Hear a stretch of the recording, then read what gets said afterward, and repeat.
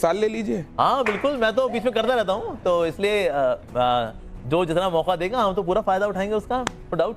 Although I avoid controversies, लेकिन जब हो जाती है देन आई एंजॉय इट। तो आजकल तो जो कंट्रोवर्सी में आ रहा है वो टॉप पे चला जा रहा है, आपको तो कंट्रोवर्सीज में रहना चाहिए। हाँ हम वैसे अवॉइड करते हैं, मैं कह रहा हूँ। हाँ। हम तो चाहते हैं भाई सिंपल तरीके से सेवा होती रहे।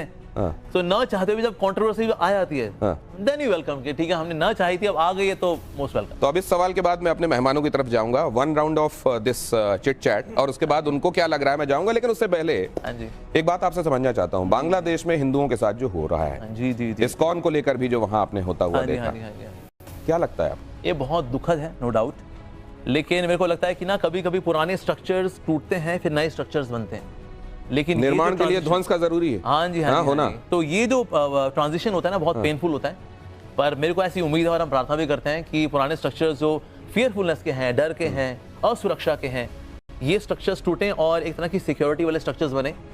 तो होता है उस ट्रांजिशन में थोड़ा समय लगे। कल मैं ट्विटर के कुछ थ्रेड्स देख रहा था, जी जी जी, उसमें किसी ने पोस्ट किया था कि हम तो उम्मा की वजह से, मुस्लिम ब्रदरहुड की वजह से फिलिस्तीन के साथ कनेक्ट करके खुद को देखते हैं, लेकिन ये यहाँ के लोगों को क्या हुआ है, ये किस लिहाज से इजराइल को अपना बाप माने बैठे हैं। हालांकि ये उनकी लैंग्वेज ठीक नहीं थी, लेकिन इस तरह की मानसिकता जो है उसको आप कैसा मानते हैं? इजराइल को अपना बाप माना भर कौन मानता है? हम of course no doubt Israel हमारा मित्र है, नो डाउट, क्योंकि उसकी भी जो पॉलिटिकल सिचुएशन है और हमारी ऑलमोस्ट सेम ही है, तो इसलिए कहीं ना कहीं हम थोड़ा कनेक्ट भी करते हैं। ऑल्दो एग्जैक्टली वैसी नहीं है, बहुत सारे डिफरेंसेस भी हो सकते हैं। डिफरेंसेस नहीं है, भारत का स्टैंड अलग रहा है 1947 से। आप पहले ज्ञान को बढ़ाइए थोड़ा। जी बिल्कुल बिल्कुल, मैं बिल्कुल मानता हूँ। तो हमारे ऐसा नहीं कि एग्जैक्ट कॉपी पेस्ट ही है, लेकिन हाँ दोनों तरफ से हमारे एक रिलेशनशिप अच्छे भी रहे, सो उसके भी अपने कारण रहते हैं। सो लेकिन हाँ ये जियो पॉलिटिक्स में कुछ ना कुछ होता रहता है नया नया, सो That's the way it is. Controversies वो अवॉइड करते हैं और लेकिन गोवर्धन जी में जाने की अपॉर्चुनिटी वो मिस नहीं करना चाहते। तो अब मैं जानना चाहता हूं कि यहाँ कितना गोवर्धन जाने के रास्ते आगे बनते हुए दिखाई दे रहे हैं। पहले विवेक आप ही देखिए, पहली चीज है जबरदस्ती के डॉक्टर मत बनिए। हाँ जी, हाँ जी। और जबरदस्ती ये कहना कि साहब दुनिया पूरी दुखी है और दुखी दुख है, हाँ जी, हाँ जी, तो आई थिंक एनालिसिस आपका गलत है। State of let me complete, state of mind है। जी जी, आप एक दिन के अंदर कुछ टाइम सेटिस्फाइड होते हैं, कभी खुश होते हैं, कभी दुखी होते हैं, it is a part of life. जी जी। अब आप अपनी स्पिरिचुअल टेक्नोलॉजी को अगर सेल करना चाहते हैं तो उसके लिए आप कंट्रोवर्सीज ना करें। मैं इस्कॉन पे आऊंगा और आपसे कुछ प्रश्न पूछूंगा। जी जी। 70s और 80s के दशक में इस्कॉन के ऊपर चाइल्ड अब्यूज का एक मेजर एलिगेशन था। हाँ जी, 1000 से ज्यादा बच्चों ने कंप्लेन की थी, जिसमें बच्चे 3 साल के थे। सुनते जाइए। 400 मिलियन से ज्यादा बड़ा लीगल सूट था। यूनाइटेड स्टेट्स ऑफ अमेरिका और इंडिया के भी बच्चे उसमें इन्वॉल्व थे, मीडिया में रिपोर्ट्स हैं। जी जी जी। किस स्पिरिचुअल टेक्नोलॉजी की आप बात कर रहे हैं? और प्रभुपाद ने फिर भी कहा, आपके जो फाउंडर थे, कि I would not like parents interfering in the children's education in ISKCON. क्या ये सही है? जी, ये मेरा पहला सवाल है। तो आप दुनिया को जरूर, आपने प्रवचन दे दिया साहब बहुत बड़ा कि हम तो दुखों के खिलाफ हैं, तो दुख खराब हो जाएगा। ये 1000 बच्चे कौन थे? तो अब नटशेल में आपकी बात को मैं ले जाता हूं उधर। एक तो ये स्पिरिचुअल टेक्नोलॉजी, ये जबरदस्ती आपने एक नया टर्म इजाद किया है, स्पिरिचुअल टेक्नोलॉजी। असल में वो सॉफ्टवेयर टेक्नोलॉजी से स्पिरिचुअल टेक्नोलॉजी में आ गए हैं और एक तरीके का बिजनेस। उन्होंने कहा ये ना बेचें, जबरदस्ती ना बेचें, जिसको जरूरत है ना बेचें। दूसरा वो कह रहे हैं कि असल में क्या ये एक आवरण है और इसकी आड़ में बहुत सारे काम ऐसे होते हैं जो असल में जो बदमजगी पैदा करते हैं। वो ये सवाल बहुत अच्छा सवाल है जी, कि क्या हम ऐसा तो नहीं कि हम जबरदस्ती क्यों डॉक्टर बने भला लोगों का, और ऐसा नहीं कि लोग दुखी ही हैं, नहीं एक्चुअली लोग दुखी हैं। अगर आप स्टैटिस्टिक्स देखेंगे, every 40 second there is suicide happening in the world. अगर हम 40 काउंट करें कोई सुसाइड कर रहा है तो हम इसको सुखी संसार नहीं मानेंगे। एक्चुअली डिप्रेशन केसेस जो है बहुत तेजी से बढ़ रहे हैं। आज यूथ में देखिए आप, ड्रग एडिक्शन है, लेजीनेस भी है। ये जेनजी का आप हाल देखिए, जेनजी के ऊपर कितने आर्टिकल्स आप पढ़ सकते हो। इनमें लेजीनेस भी है, इनमें डिसरिस्पेक्टफुल भी है एटीट्यूड, इनमें ईगो भी है, इनमें डायरेक्शनलेस भी है, और इनमें केओटिक थिंकिंग भी है। अब ये बहुत कॉमन सिम्टम्स हैं आज की यूथ में। अगर आप देखें, बोले नहीं दुख नहीं है, पर एक्चुअली दुख है। तो इसीलिए दुखों के ऊपर काम करने का हमें प्रयास करना चाहिए। तो तन के ऊपर भी कार्य करना चाहिए और मन के ऊपर कार्य भी करना चाहिए। तो इसलिए इस्कॉन इस तरह से कार्य कर भी रहा है। जैसे अगर कोविड आया था तो कोविड के सवाल में एक जो महत्वपूर्ण बात है, पॉलिटिकल। हाँ जी, The moment you stand with a particular party, आप एक पॉलिटिकल आदमी बन गए, आपकी संस्थान पॉलिटिकल बन गई। हाँ देखिए वो तो आपका सुख बीजेपी के साथ है। हाँ जी, नरेंद्र मोदी के साथ है, अच्छा, और योगी के साथ है। आई होप मुझे मैं प्रश्नों का जवाब देने का मुझे मौका दिया जाएगा। नहीं बिल्कुल सर, आपने काफी एक एक करके आप पूछेंगे। नहीं, अगर आप क्वेश्चन के बाद क्वेश्चन करते जाएंगे तो सवाल का जवाब नहीं। मैंने 2 सवाल पूछे, पहला आपका ट्रैक रिकॉर्ड आपकी संस्थान का, हाँ जी, और 400 मिलियन के आई होप मैं जवाब देने का मुझे मौका दिया जाएगा। बिल्कुल, नहीं बिल्कुल मिलेगा। और दूसरा जरा अरे एक एक करके आएंगे ना विवेक जी, आप सारी किताब पहले ही खोल रहे हैं। ब्रीफली दोनों सवाल रिपीट कर दिया। बस तो जवाब ले लेते हैं। बिल्कुल जी, बिल्कुल। करण, उसके बाद आपके पास। तो फिर हम आते हैं, ये चाइल्ड अब्यूज वाला जो केस हुआ था, नो डाउट ही हुआ था, इसको हम एडिट भी करते हैं, और इसके लिए हमें जो पैसा देना पड़ा था हमने दिया भी था। अब देखना पड़ेगा इसमें ना इसकी हिस्ट्री एक्चुअली क्या है। सिर्फ चाइल्ड अब्यूज का हम स्टिकर लगा कर सोचे अब हो गया बस केस खत्म, फाइल फोल्डर बोन, नहीं, ऐसा नहीं होता। होता क्या, देखिए इंडिया में जिस तरह से बच्चों को हम पालते पोसते हैं वो अलग है, और जिस तरह से हम वेस्ट में बच्चों को पालते पोसते हैं वो अलग है। इंडिया में माता पिता बच्चों को थप्पड़ मार देते हैं, इट्स ओके, क्योंकि हम कहते हैं ठीक, थोड़े बहुत चपैट जरूरी है, जो बच्चा बिगड़ रहा होता है दैट्स रिक्वायर्ड। लेकिन वेस्ट के अंदर आप देखेंगे अगर माता पिता जो है बच्चों को मारते हैं तो that becomes a police case, कि बच्चे का यहाँ पर एक्सप्लॉयटेशन हो रहा है। तो वहां एक्चुअली वो हुआ था। मैं एक बार मैं आई होप मुझे पूरा मौका दिया जाएगा बोलने का। Let him complete Vivek ji, don't try to cover. हां, मैं कवर बिल्कुल नहीं कर रहा हूं। इसको ने अपोलोजाइज किया इसके लिए, मैं बिल्कुल अपोलोजाइज किया भी है, और क्यों किया है मैं आई होप मुझे मौका दिया जाएगा जी, लेकिन आप कवर अप ना करें। मैं कवर अप नहीं कर रहा हूं, मैं समझा रहा हूं। अगर आप उसको सुनने को तैयार नहीं, फिर तो आप जो बोलना चाहिए आप उसको लिपापोती करके लिपापोती नहीं कर रहा हूं। देखो, अगर आप एक्सप्लेनेशन लिपापोती मानेंगे फिर तो गलती हुई थी, आगे नहीं करेंगे। गलती हुई थी, लेकिन उसके लिए प्रोवाइड आपको सुनने को तैयार तो होना पड़ेगा ना जी। अगर सुनना ही नहीं है फिर तो ठीक है, आप बोलिए, हम सुनते हैं। आप क्या लिपापोती ना करें, लिपापोती बिल्कुल भी नहीं है। Explanations can not be tagged as लिपापोती, वो नेगेटिव थिंकिंग है। मुझे लगता है विवेक आपने सवाल किया है, और दर्शक हम सबसे ज्यादा डिसर्निंग है, वो समझ जाएंगे कि आपके सवालों का जवाब मिल रहा है या लिपापोती हो रही जी। तो एक तो हमें समझना पड़ेगा, जिस तरह से हम बच्चों को पालते पोसते हैं इंडिया के अंदर, जिस तरह से वेस्ट में पालते पोसते हैं, बहुत अंतर है। इसमें मूवी भी बनी हुई है, like miss Chatterjee versus Norway, जहां वो बच्चे को पालती पोसती है, थोड़ा सा स्ट्रिक्ट होती है, लेकिन वो नॉर्वे पुलिस कहती है ना ये तो गलत है, ये तो एक्सप्लॉयटेशन बच्चे का। तो इसीलिए बच्चे का पालन पोषण जिस तरह से वेस्ट में होता है और इंडिया में होता है वो अंतर। So that which we call as chastisement, बच्चे को डांटना फटकारना, वो वहां पर वो चाइल्ड अब्यूज में काउंट हो जाता है। एक तो वो चीज़ है। सेकेंड ये चीज़ है, हमने जब वहाँ पर टीचर्स हायर किए थे तो हमने जो स्पिरिचुअल टीचर्स हैं वो तो हमारे डिवोटीज थे, लेकिन मैथ्स, फिजिक्स, केमिस्ट्री जो कि आपके करियर वाले सब्जेक्ट्स हैं, उनके लिए फिर हमने बाहर के टीचर्स हायर किए थे जी, और वो डिवोटीज नहीं भी थे, और उनमें से कुछ ऐसे लोग भी थे जो कि एंटी इस्कॉन थे, because you are spreading like a wild fire during 70s and 80s। तो ऐसे लोगों ने बच्चों के साथ कुछ गलत किया भी। अब क्योंकि वो हुआ सब कुछ हमारे इस्कॉन के कैंपस में था, तो इसलिए फिर हमें स्वीकार भी करना पड़ा, हाँ जी ऐसा हुआ, और फिर जो भी उसके लिए भुगतान देना था हमने दिया भी। पर हम कहें हमारे जो एक्चुअली हार्डकोर डिवोटीज थे उन्होंने ऐसा किया नहीं, ऐसा नहीं था। लेकिन हाँ, हमने जिनको हायर किया था, एक बात, लेकिन उन्होंने जो बात कही वो मेरे लिए ज्यादा जरूरी है। वो एक केस इन पॉइंट हो सकता है, और मेरे को लगता है कोई भी बड़ा ऑर्गेनाइजेशन जब इतने बड़े स्तर पर फंक्शन कर रहा है, मुझे लगता है फुल प्रूफ होने की उम्मीद एक तरीके से एक प्रैक्टिकल उम्मीद नहीं है। गलतियां हो सकती हैं, लेकिन जो दुरुस्त करना चाहे उसका एक सेकंड। लेकिन आपकी जो पहली बात थी विवेक, वो बहुत महत्वपूर्ण है। क्या ये स्पिरिचुअल टेक्नोलॉजी जैसा हो रहा है आजकल? क्या ये एक व्यवसाय बन गया है? नहीं, ऐसे व्यवसाय नहीं है। देखिए इसमें क्या, देखिए बच्चों की हेल्प होती है नो डाउट। अब जैसे हमारे गुरुकुल हैं, आज हमारा गुरुकुल है वृंदावन गुरुकुल। नहीं, स्पिरिचुअल टेक्नोलॉजी स्पिरिचुअल, मैं आजकल बहुत सारे आपको धर्म के प्रवर्तक मिल जाएंगे जो अलग अलग तरीकों से अपना काम कर रहे हैं। हाँ जी, हाँ। इनमें से किसको आप जेन्युइन मानते हैं और किसको आप मानते हैं कि अपना धंधा चला रहे हैं? देखिए, जिस व्यक्ति की खुद की कुछ स्पिरिचुअल प्रैक्टिसेस भी हैं, साथ साथ में in terms of dealing with opposite gender and dealing with money, अगर वो क्लीन है, so that's also very important. उसकी खुद की स्पिरिचुअल प्रैक्टिसेस होनी चाहिए। साथ ही हमें देखना चाहिए कि ना what kind of contribution is giving to the society, ये हमें देखना चाहिए। और ये बहुत विजिबल होता है। No sadhu will have any such private life जो कि कोई नहीं देखता। जैसे हम लोग ब्रह्मचारीज हैं, it is very open life. हम लोग जाते हैं, लोग आते हैं, हमसे मिलते हैं, and people see very clearly what we are doing. तो इसलिए ऐसी ट्रांसपेरेंसी एक साधु के जीवन में होनी चाहिए। तो आप कह रहे हैं कंडक्ट अच्छा होना चाहिए, उसका कंडक्ट क्लीन होना चाहिए, कम से कम ऑपोजिट जेंडर को लेकर, मनी को लेकर, और वो प्रैक्टिसिंग होना चाहिए, और साथ में जहां से वो आ रहा है वो आध्यात्म का एक प्राचीन और पुरातन उसका एक इतिहास होना चाहिए। लेकिन मैं एक बात जानना चाहता हूं, फिर जैसे आपने प्रेमानंद जी को लेकर बात कही कि राधा का अस्तित्व कृष्ण के बिना कहा, तो फिर इन सब चीजों में नहीं जाना चाहिए। अब ये मैं ये देखता हूं सनातन में शैव को लेकर कहा जाने लगेगा कि ये तो शैव है, शिव के उपासक है। नहीं, ये ठीक नहीं है। रामचंद्र जी की कलाओं को 14 बता दिया जाएगा, कृष्ण जी की कलाओं को 16 बता दिया जाएगा। किसी को किसी से हे शैव, शाक्त, वैष्णव, ये क्यों चलता रहता है? देखिए, होता क्या है कि भगवान जो है परम भगवान है कि एक ब्रह्म द्वितीयो नास्ति, the supreme Lord is one not many. लेकिन भगवान अपनी विभूतियां जो है प्रकट करते हैं। लाइक फॉर एग्जांपल से शिव जी के रूप में प्रकट करेंगे, या फिर मेंटेनेंस के लिए विष्णु के रूप में, for destruction there is form of Lord Shiva. Manifestation अलग अलग है, मैनिफेस्टेशन अलग अलग है। तो इसीलिए हम ये लेके चलें कि ना इसमें कोई कॉन्फ्लिक्ट है, इसमें कॉन्फ्लिक्ट नहीं है। अगर हम चीजों को एंटायरिटी में समझेंगे then there is no conflict. आप इस्कॉन को इनसाइड आउट जानते हैं? हाँ जी, हाँ जी। क्या कहीं पर यह बताया जाता है कि शिव जी कमतर हैं या कोई जो है वो कमतर है और भगवान कृष्ण सर्वोपरि हैं, ऐसा कहा जाता है क्या?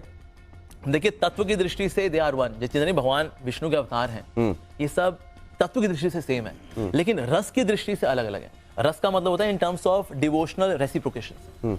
जैसे तत्व की दृष्टि से मैं एग्जांपल दूं, जैसे चांद है, पूर्णिमा का चांद हो, एकादशी का चांद हो, षष्ठी का चांद हो, पंचमी का चांद हो, ये सब के सब चांद है।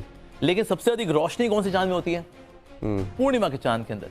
तो इस तरह से हम बताते हैं कि भगवान की जितने अवतार हैं, विभूतियां हैं, दे कैन मैनिफेस्ट वो जो ऑपुलेंस है उनका टू डिफरेंट डिग्रीज। लेकिन हाँ, लेकिन जो ओरिजिनल फॉर्म है दैट इज कृष्णा। और ये बात मैं नहीं बोल रहा, ये बात शास्त्र में लिखी है, गोविंदम आदि पुरुषम तमहम भजामि। ब्रह्मा जी बोल रहे हैं कि गोविंद आप आदि पुरुष हैं और मैं आपका भजन करता हूं। तो इसलिए परम भगवान जो है इस कृष्णा। लेकिन हाँ, उनके अवतार भी हैं, कुछ उनके विस्तार भी हैं, कुछ उनके विभूतियां भी हैं, ये हो सकता है ऑफ कोर्स। नहीं, लेकिन मैं ये फिर भी समझना चाहता हूं, क्योंकि ये कहा जाता है कि भगवान शिव से बड़ा कोई वैष्णव नहीं है और भगवान विष्णु से बड़ा कोई शैव नहीं है। जब उनमें कोई द्वंद्व नहीं है तो नीचे तुलना देखने की कोशिश क्यों होती है, ये भी समझूंगा। लेकिन अब करण आपके पास। अमोक जी, आपने कई बातें कही। जो सबसे पहले आपने एक बात कही, वो कही कि आप पहले कनेक्ट करते हैं, फिर कन्वे करते हैं, फिर कन्विंस करते हैं। आप इनके जैसे लोगों को कैसे कन्विंस करें जो कि डेटा होने के बाद वो कहें कि हम नहीं मानते इसको? मतलब ये कह रहे हैं डिप्रेशन की बात, 280 मिलियन केसेस हैं आज डिप्रेशन के जो ट्रीटमेंट ले रहे हैं। 28 करोड़ लोग, एक मिनट विवेक जी प्लीज, 28 करोड़ लोग ट्रीटमेंट ले रहे हैं, तब भी ये डिनाइल में है कि ऐसा कुछ नहीं है। स्पिरिचुअल टेक्नोलॉजी की बात आपने अभी करी, तो जहां अर्थ नहीं होगा वहां क्या धर्म हो सकता है? हम लोग को जो पढ़ाया गया है कि 4 पुरुषार्थ होते हैं, धर्म, अर्थ, काम, मोक्ष। तो क्या इसको हमेशा नकारात्मक दिखाया जाता है कि भाई इसमें तो अर्थ हो रहा है, इसमें तो अर्थ अर्जित हो रहा है? अर्थ अगर नहीं होगा तो धर्म कैसे आगे बढ़ेगा? ये तो मेरे हिसाब से तो एक जरूरी चीज है। श्री कृष्ण भी जब दुर्योधन के पास गए, 5 गांवों की बात रखी, उनको नहीं कन्विंस कर पाए। भीष्म पितामह को भी नहीं कन्विंस कर पाए कि आपका जो मेन धर्म होना चाहिए वो इस गद्दी के प्रति नहीं है, जबकि धर्म के प्रति है। तो आप विवेक श्रीवास्तव जी को क्या दुर्योधन कह रहे हैं? नहीं, मैं ये गुस्ताखी नहीं करूंगा। पर विवेक जी और जैसे जो और वामपंथी लोग होते हैं उनको कैसे कन्विंस किया जाए? और वो एक बड़ा तबका है, मेरा मानना है। जब तक ये नहीं कन्विंस होंगे, देश कैसे एकत्रित होकर आगे बढ़ पाएगा? देखिए, घास 3 प्रकार की होती है। एक होती है सूखी घास, एक होती है हरी घास, एक होती है गीली घास। तो सूखी घास तुरंत आग पकड़ लेती है, जो हरी घास होती है उसमें थोड़ी देर माचिस लगा के रखनी पड़ती है, और जो गीली घास होती है पहले उसमें धुआं निकलता है और धुएं को आपको सहन करना पड़ता है, फिर एक दिन उसमें भी लेकिन आग लग जाती है। देखिए, जो तो अभी विवेक जी धुआं निकल रहा है। देखिए, ऐसा है, इतिहास जो है ना, जो जीतता है इतिहास उसके हिसाब से लिखा जाता है। हाँ जी, हाँ जी। कृष्ण जीते, यादव जीते तो आपने कृष्ण को सुप्रीम बता दिया। हाँ जी। कौरव जीते होते तो आप शकुनी को सुप्रीम बताते। बताइए, शकुनी से महान कौन है? उसकी बहन को बलपूर्वक उठा करके ले आए और एक अंधे से उसका विवाह करवाया। जाइए 2 सेकंड, अब शास्त्र की बात हो जाए। ठीक है। और अपनी बहन को प्रोटेक्ट करने के लिए शकुनी अपना घर बार, अपना साम्राज्य छोड़ करके यहां पे आए, रहे, प्रोटेक्शन देने की कोशिश करी और लड़े। क्या उससे बड़ा भाई कोई हो सकता है? क्या बात है, बड़े सुंदर विचार हैं। अगर शकुनी मामा के अगर आप सारे एपिसोड अगर देखेंगे ना, आपको पता लगेगा कि मतलब इससे गंदा रिवेंज और भला क्या हो सकता है। रिवेंज क्या होता है कि मैं अपनी बहन के चक्कर में पूरा वंश का वंश नाश कर दूंगा। भीष्म पितामह को, एक सेकंड, आप भीष्म पितामह को महान कहते हैं? उठा लाया किसी की लड़की और अपने अंधे पुत्र उससे विवाह करवा दिया। ये तो मुझे लगता है महाभारत के बिल्कुल प्रसंगों पर हम चले जाएंगे, बड़ी लंबी बात हो जाएगी। लेकिन विवेक जी एक बात, कृष्ण जीते इसलिए आप कृष्ण को सही कहते हैं। कृष्ण हारते तो कृष्ण का छल आपको दिखता, और कर्ण की महानता आपको दिखती। वो नहीं दिखती है क्योंकि कृष्ण जीते और शकुनी हारे। नहीं, यहाँ जीत हार, यहाँ कोई ओलंपिक्स नहीं हो रहा कि जीतेगा उसको मानेंगे। नहीं, बात कर सकता हूँ। ऐसा नहीं, भगवान हारते भी हैं, भगवान अपने भक्तों के आगे हारते भी हैं। नहीं, ये तो कहानी है आपकी तरफ से। उन्होंने एक बात से शुरुआत की, विवेक श्रीवास्तव ने, उन्होंने कहा it is the victor who writes the history। अगर ऐसा है कि जीतने वाला इतिहास लिखेगा तो अपने हिसाब से सब कुछ सही लिख लेगा, वो ये कह रहे हैं। यहाँ तो फिर होता है, फिर कृष्ण जीते, उन्होंने इतिहास लिख दिया, पर वेद व्यास ने लिखा, he is a neutral person. Ved Vyas ने लिखा है वो तो। Like you are not neutral. आप धर्म के होने के बावजूद भी मोदी के साथ खड़े हैं, जो कि भाई तो अच्छा काम करेगा तारीफ तो करेंगे ना। मैं सांत्वना जी और प्रेम जी के पास भी जाना चाहता हूं, और देरी से आने के लिए पहले तो मैं माफी चाहूंगा, लेकिन एक बात मैं समझना चाहता हूं, जैसे आप क्योंकि आप तन और मन के स्वस्थ होने की बात कर रहे हैं, तो आपसे मैं अपने लिए भी कुछ पूछूंगा। जैसे विवेक जी को आंखों के नीचे काले घेरे हैं, इसका कुछ इलाज है? इसके लिए एक तो ये है कि खीरा लगाएं यहाँ पर, उससे बहुत फर्क पड़ेगा। बाकी जिस तरह भक्ति में बढ़ेंगे तो उनमें और तेज बढ़ेगा, तो यहाँ भी तेज आ जाएगा उनके। तो ये अब ये अगर इलाज बता रहे हैं तो आप ये तो नहीं कहेंगे कि मांग नहीं रहा हूँ आप इलाज? भाई सबका स्वागत है, लेकिन जो भाई अब मुझे अगर छल दिखता है। चलिए अब आगे चलते हैं, समझते हैं कि हरी, गीली और सूखी घास कहाँ कहाँ कैसी क्या मिलती है। लेकिन पहले सांत्वना जी, ये जब बातें कही जाती हैं कि आप अगर अध्यात्म के और भक्ति के मार्ग पर चल रहे हो तो सर्वश्रेष्ठ मार्ग है, ये क्या एक पलायनवादी विचार है? जब दुनिया के झंझावातों से आप किनारा करके खुद को किनारे, आप खुद को सांत्वना देते हैं क्या? मैं सांत्वना जी से सवाल पूछ रहा हूं कि अपने आप को एक सोलैस देते हैं क्या कि चलो ये सबसे अच्छा मार्ग है क्योंकि आप दूसरी चीजों से लड़ नहीं पाए, या असल में ये सबसे बेहतर है, जिसको समझ में आ जाता है वही अपने जीवन में श्रेष्ठ कर पाता है? बिल्कुल आप सही कह रहे हैं कि यह सबसे बेहतर मार्ग है। जब हम इसकी अनुभूति कर लेते हैं तभी हमें अच्छा फील होता है। ये वो कोई नहीं समझ सकता जिसने इसकी अनुभूति नहीं की है। जो और मेरा एक प्रश्न भी है साथ में, मैं पहले प्रश्न भी कर लूं कि भौतिकता और धार्मिक होने का क्या संबंध है? लोग कहते हैं कि हम अगर भौतिकता की तरफ जा रहे हैं तो वो धार्मिक नहीं है, ऐसी एक धारणा मतलब कुछ लोगों ने बना रखी है। तो एक तो मैं इनका अंतर संबंध आपसे जानना चाहती हूँ, और दूसरा कि जैसा आप कह रहे थे कि जब हम इस फेज की अनुभूति कर लेते हैं तभी अच्छा फील होता है, तो उस फेज की अनुभूति करने मतलब आसानी से कैसे की जाए? मैं बहुत सरल शब्दों में सवाल ले जाता हूँ। हाँ जी। भौतिकता और अध्यात्म, इसके बीच की लाइन कहाँ है, कैसे दोनों को समझें? हाँ जी। और दूसरे ये कि हमारे अंदर से कॉलिंग आ रही है, ये कब पता चलेगा हमको? देखिए पहली बात तो क्या है, भौतिकता और आध्यात्मिकता दोनों का कनेक्शन है, क्योंकि अल्टीमेटली आपको इवन भौतिक काम करने के लिए एक अच्छा मन चाहिए, और आपकी इच्छाएं जो है उनमें कोई अल्टीरियर मोटिव्स नहीं होने चाहिए, शुद्धता होनी चाहिए। जितने ज्यादा शुद्ध लोग होंगे जगत के अंदर उतने काम भी अच्छे होंगे, प्रोडक्टिविटी अच्छी होगी, धोखाबाजी नहीं होगी, गुटबाजी नहीं होगी। वाई? बिकॉज आपकी इनर वैल्यूज बहुत अच्छी हैं। स्पिरिचुअलिटी आपके जीवन में वैल्यूज लेकर के आती है, तो इसीलिए अगर हर व्यक्ति स्पिरिचुअल होगा तो हर व्यक्ति के पास वैल्यूज होंगी। वैल्यूज होंगी तो जो काम करें, चाहे किसी फील्ड में काम करें, चाहे वो कोई कस्टमर सर्विस में हो, चाहे कोई बिजनेस क्लास हो, चाहे कोई होम मेकर हो, स्टूडेंट हो, वैल्यूज वाले लोग होंगे ना तो पूरा जगत अच्छा होगा। तो वैल्यूज वाला कहां से आती है? स्पिरिचुअलिटी से आती है। Values, spirituality. एक विवेक जी, आ रहा हूं। आपने बात कही है इस्कॉन बैंगलोर और इस्कॉन कलकत्ता, डिस्प्यूट याद है आपको? बिल्कुल याद है। इस्कॉन कलकत्ता ने इस्कॉन बैंगलोर पे केस करा साहब, बोला इन्होंने करी है बसों में धांधली। वो गया कोर्ट में, कोर्ट में गया तो कोर्ट का ऑब्जर्वेशन था कि ये दो इस्कॉन के घटक दल आपस में लड़ते झगड़ते हैं और पर्सनल वेंडेटा को फ्रिवलेस वर्ड यूज करके कोर्ट में ले आए। तो आप किसको सिखा रहे हैं?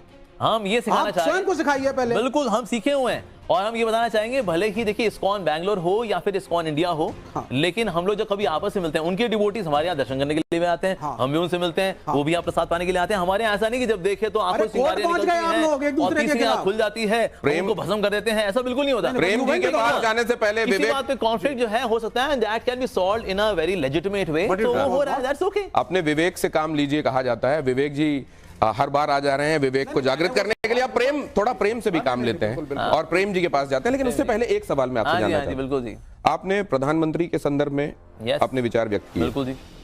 भारतीय जनता पार्टी के बारे में भी आपने बोला। कांग्रेस के बारे में आपका क्या विचार? कांग्रेस ने क्या करें, मैं एक पढ़ रहा था एक स्टेटमेंट, जैसे कि हर पार्टी ऑफ कोर्स जैसे कि कार्य करती है, सो नो डाउट कुछ अच्छे कार्य भी किए हैं कांग्रेस के और हमें तारीफ भी करनी चाहिए। लेकिन हाँ, जहां पर अगर कुछ कमी रही है, जैसे आजकल हम देखते हैं लीडरशिप एक स्ट्रगल है विच सीन बाय एवरीवन, तो वो चल रहा है फिलहाल कांग्रेस के अंदर। तो कांग्रेस क्या कर रही है क्या नहीं कर रही है, वो आप देख रहे हैं। जो जितने वोट भारतीय दे रहे हैं उस हिसाब से भारतीय समझ पा रहे हैं कि अभी देश को कौन आगे लेके जाएगा, तो उसमें हम कौन होते हैं। तो प्रियंका आप सामने आ रही है, लीडरशिप की प्रॉब्लम हल हो जाएगी अगर प्रियंका आ जाए सब? मेरे ख्याल से अभी उनको काफी कुछ सीखना बाकी है, तो सीखेंगी वो।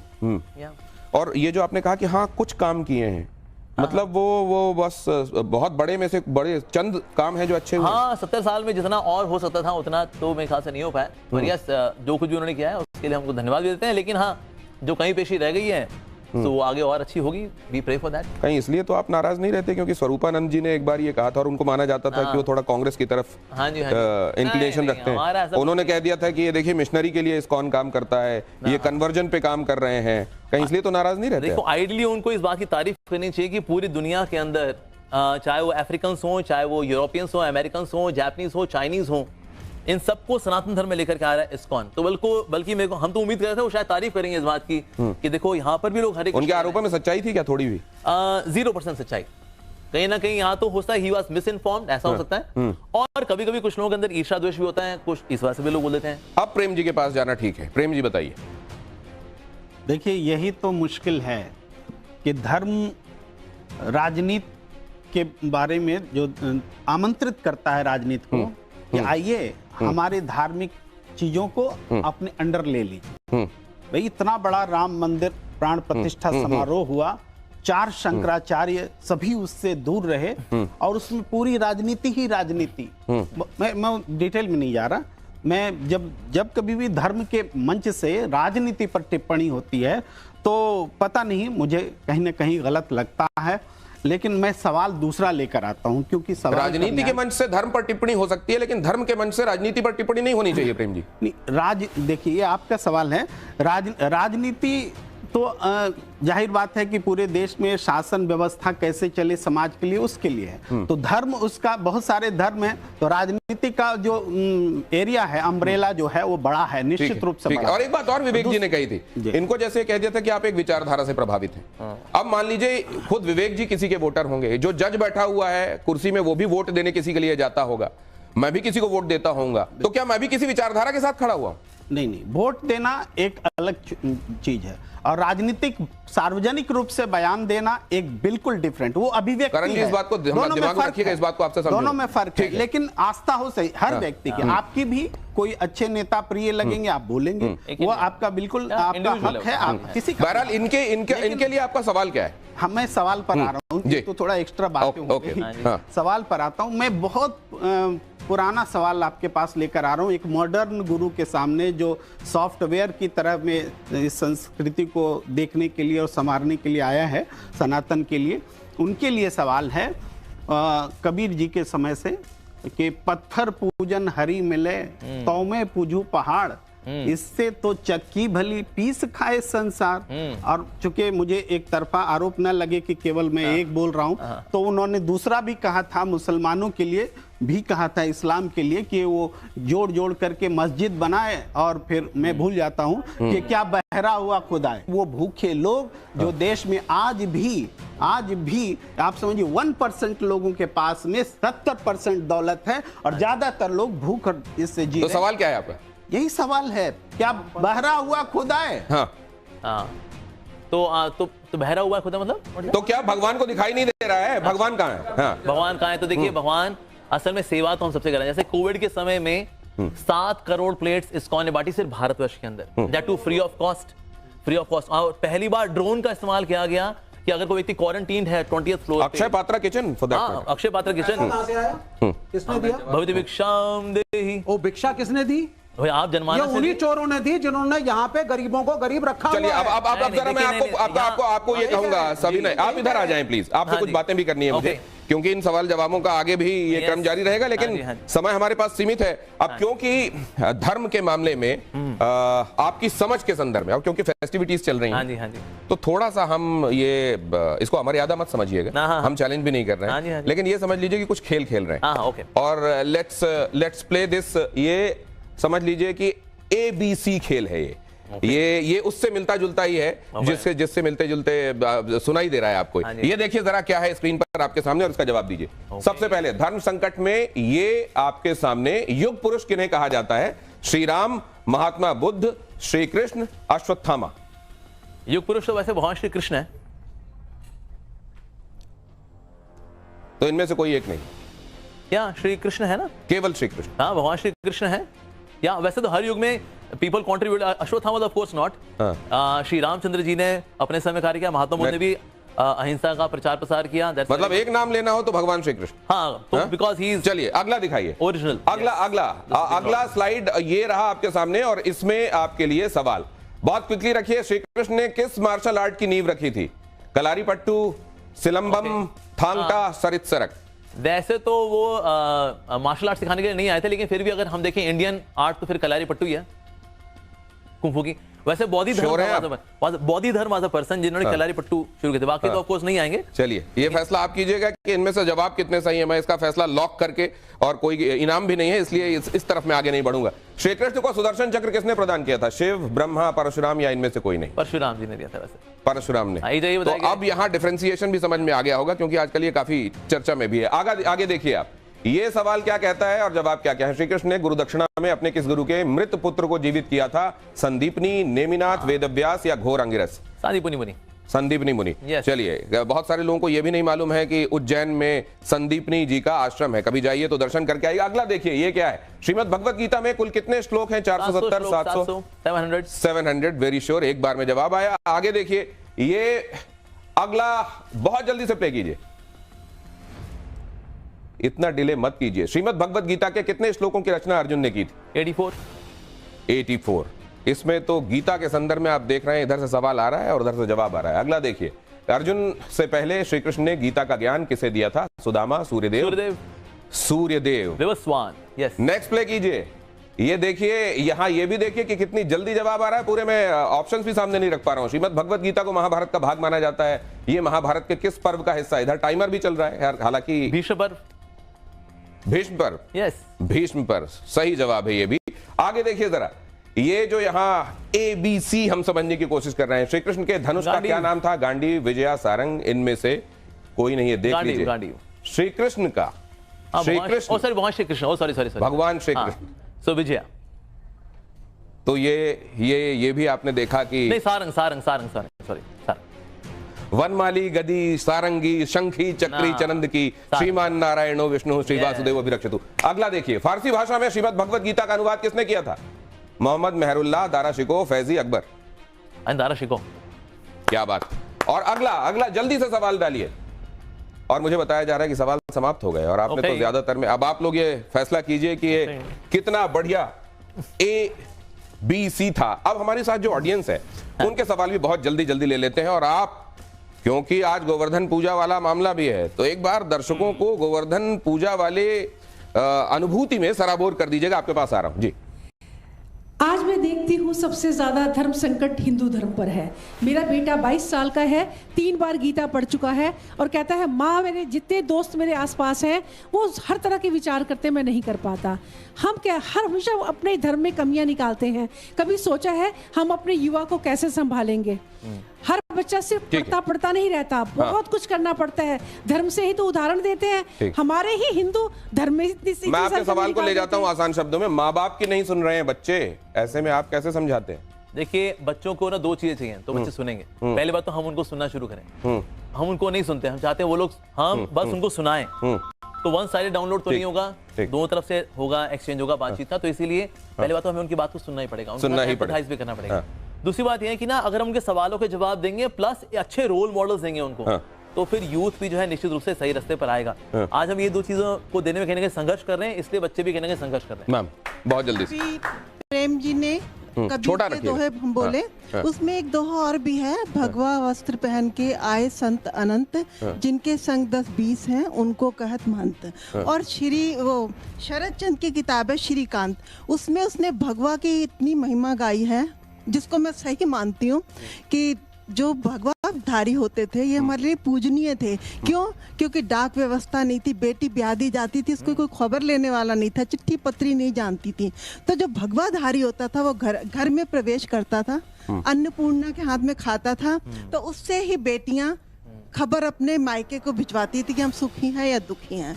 तो अब हम इस कंट्रोवर्सी में अब क्या कहेंगे, संत अनंत वाला या भगवत? कौन आडंबरी है, कौन सही संत है? हाँ जी, देखिए, निश्चित रूप से कपड़ों से फर्क नहीं पड़ता। कपड़े का क्या है, तो 150 रुपये का कुर्ता, 300 रुपये की धोती आती है, तो 450 रुपये में सन तैयार।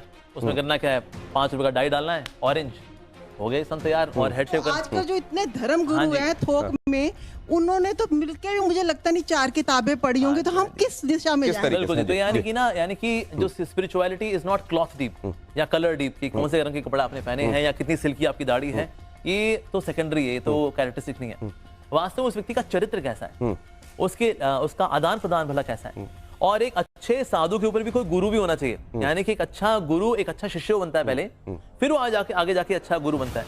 तो ये कभी खुद एक अच्छा शिष्य बनाए। कुल मिला के रिसर्च कीजिए पहले, तो पानी पीजिए छान के, गुरु बनाइए जान के। और अब जरा गोवर्धन पूजा भगवान श्री कृष्ण की जय जयकार करते हुए, सभी मेहमानों का धन्यवाद करते हुए, अमोघ लीला दास जी का बहुत धन्यवाद करते हुए, प्यारी ऑडियंस के लिए बहुत धन्यवाद। आप जरा उस तरफ ले चलें। जय गोवर्धन आप लोग नृत्य करना चाहें तो आ सकते हैं बीच में, आइए। महाराज